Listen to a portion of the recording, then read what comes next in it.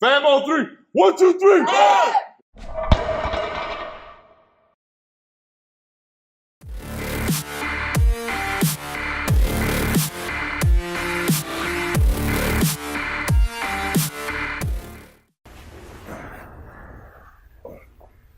G'day mates, Tom Rini with Black Flag Athletics here, and today we're on an expedition to fix the footwork in the snatch. Now, the one thing when people talk about technique, they always look at different positions, but one thing that people have a tendency not to look at is footwork.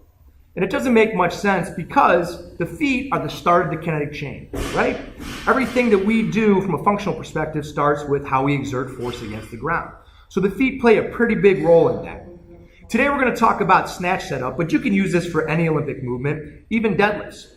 When I look at footwork in the snatch, oftentimes you see athletes, they'll focus on their second pole position, their third pole position, where their torso is in relation to their hips or their knees, but they're not thinking a whole lot about their feet except for their setup.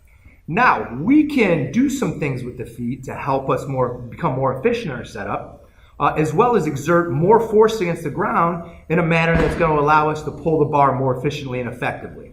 So oftentimes we learn these techniques from the top down, forgetting about the importance of the feet. So today we're going to start with the feet. Now I'm not going to reveal whose sexy the ankle seeds are because we're going to wait for that because that's going to blow your minds. But we're going to start with footwork here. So the first thing and probably the most important thing is creating balance in the foot. The reason we want to do this is if we put all of our weight back in the heel, we're going to limit a big portion of what's going on with our upper thigh, okay? We have a hamstring group that has both fast twitch and slow twitch muscle fibers, as well as a quad group that has both fast twitch and slow twitch muscle fibers. We want to be able to use both sides of the leg. If we sit back in the heel too much, we have a tendency to eliminate that. It also makes us overcompensate as we get into the second and third aspects of the pull, having you drive too far into the toe. The other big factor is when we talk about the quadriceps group, the rectus femoris, which is that big middle muscle, comes across the knee and goes all the way up into the hip. That one is actually more fast twitch than slow twitch. And we want to use those fast twitch fibers as we extend and drive that bar up. But it all starts with recruiting those muscles with how we're balanced through our foot. So we want to make sure that we're loaded in not just our heel, but we're balanced through our entire foot when we set up on the bar, okay? So we always coach here at Black Flag Athletics to sit through the ankle, which would put us in the front part of the heel, and then balance through the middle of the toes here, driving that big toe into the ground to create a big, strong, stable base to drive into the floor with. Okay? We also, if we're trying to exert as much force against the ground as possible, we want as much surface area on the ground as possible. So again, if we set up sitting back into our heels, we are limiting our potential to create force against the ground. And after all, that's the most important thing, is pushing hard into the ground, right? So the more surface area we have to do that, the more effective that's going to be. The second thing we like to talk about is what we call our splay gone wrong. A splay is a technique that athletes will use in which they push their knees out. So a lot of times a coach will tell an athlete if they lack mobility in the ankle, the knee, or the hip, or if they're not recruiting their glutes to push their knees out.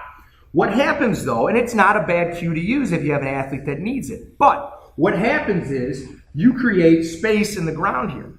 So if we're doing that, guess what? We again are not pushing hard through the floor, you're pushing through the outside of the foot, which causes all types of things. And actually what happens, more times than not, if you watch an athlete who starts this way, as they go to drive the bar, you'll see them go into their heel and then shift their toe back out to find stability in the foot. So they'll do this as they initiate their pull. It's actually kind of wild, you should see it.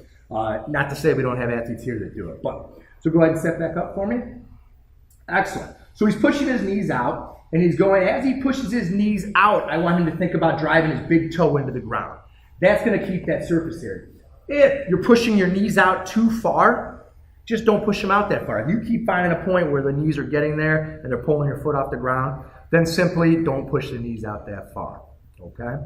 This will also indicate or show us if we have some tightness in the ankle, the knee, or the hip, which we're going to talk about down the road. The last cue that we'll use, or the thing that we use when we look at the feet and the lifts, is the toes out. This is a great cue, especially for bigger athletes who have a hard time getting down there, especially in a snatch because they have to go a little bit lower. But it'll also, especially for athletes who lack mobility, but this will help with the setup. Toes can be turned out in a position. You'll often see athletes move their feet a little bit closer together and then turn their toes out. So the heels will be together, they'll turn their toes out more as they squat down to set up in the snatch. So the next time you feel like you're finding all your positions real well, but you're just missing that one little thing, take some video of your feet, and I guarantee that you'll make some fixes or corrections that will make you a better lifter. Hey gang, don't forget to like, comment, and subscribe.